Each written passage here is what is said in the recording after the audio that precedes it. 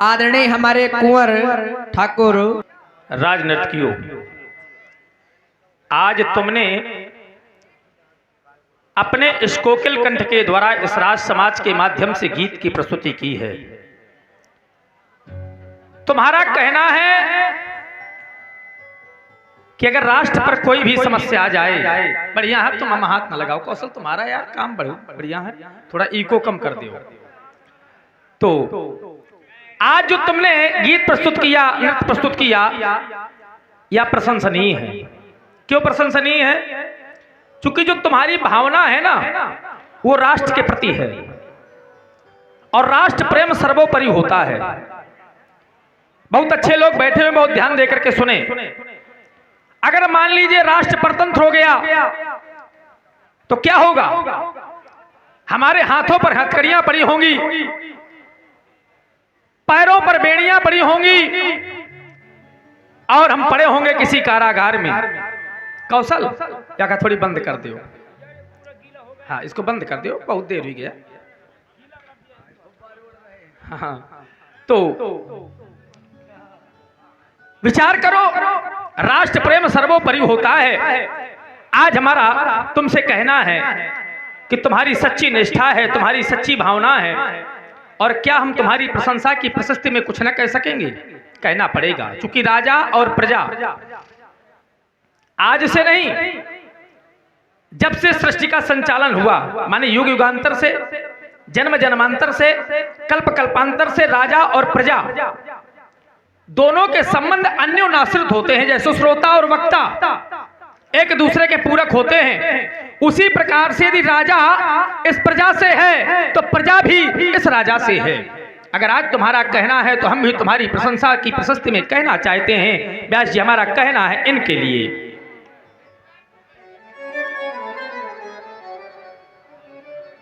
कि जो भरा नहीं है भावों से, पहले तो भावना बनाओ। जैसे अगर व्यक्ति के अंदर भावना ना ही होती तो आप लोग रात्रि जागरण न कर रहे होते। ये सब भावना का खेल है। जो भरा नहीं है भावों से और बहती जिसमें रसधार नहीं है, वो हृदय नहीं है, पत्थर है जिसमें इस स्वदेश का प्यार नहीं है। देखिए, राष्ट्र प्रेम के लिए किसी जाति का बंधन नहीं है और किसी धर्म का बंधन नहीं है। वर्तमान समय में हमको जातियों में बांधा जा रहा है, अब ज्यादा बांधा जा रहा है।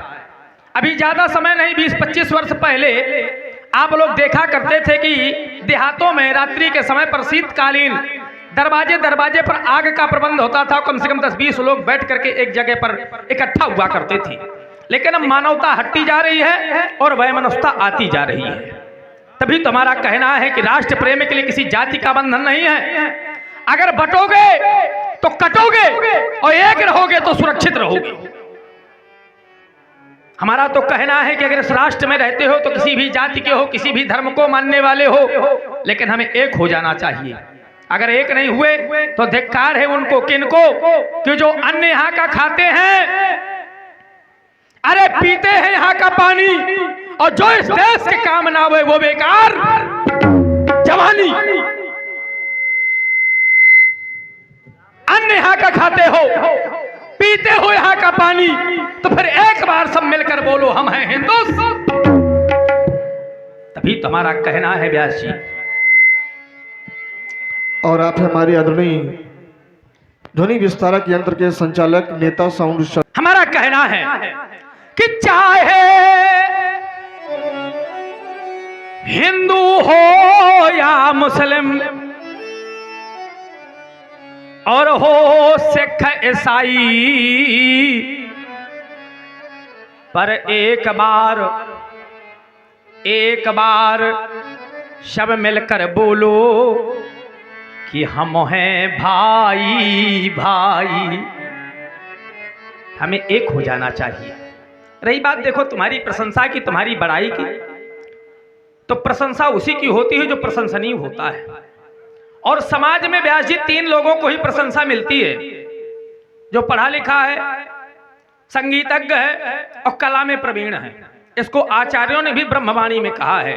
बहुत अच्छे लोग बैठे हुए तो कहना पड़ गया कि साहित्य संगीत, साहित्य माने पढ़ा लिखा नहीं तो संगीतज्ञ होना चाहिए। बहुतेरे उठा टेक हैं, अभी देशों में जाकर के संगीत को अपने प्रधानता कर रहे हैं, अपना नाम रोशन कर रहे हैं। क्या है ये संगीत की प्रधानता है। बहुत लोगों को कुछ नहीं आता जाता, लेकिन कला के माध्यम से देश विदेश तक जाते हैं। साहित्य संगीत और कला विहीना तो साक्षात पशु पुक्ष विषाणहीना,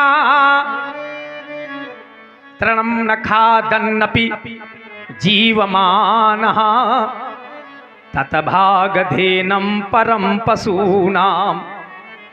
लेकिन तुम कला से ओतप्रोत हो। अब इतना अवश्य कहना चाहेंगे कि किसी के सामने प्रशंसा नहीं करनी चाहिए। आचार्यों ने यहां तक कह दिया कि निंदक नीरे राखिए, आंगन कुटी छवाए, तो हम तुम्हारी प्रशंसा कर रहे हैं। तो इसका अभाव यह ना हो कि तुम्हारे अंतःकरण में किसी प्रकार से मद आ जाए, अभिमान आ जाए, क्योंकि अभिमान ही व्यक्ति के पतन का कारण होता है। हम कहते हैं ऊंचाई और पाओ, लेकिन कभी अभिमान ना नहीं पावे। ऐसी हमारी मंगल कामनाएं हैं। जाओ, तुम्हें समाज में मान सम्मान इसी कला के माध्यम से कीर्त यश समाज में सदैव मिलता रहे, ऐसी हमारी भी मंगल कामनाएं हैं। विश्राम करो, विश्राम करो, विश्राम करो। आए हुए सभी गुणज्ञ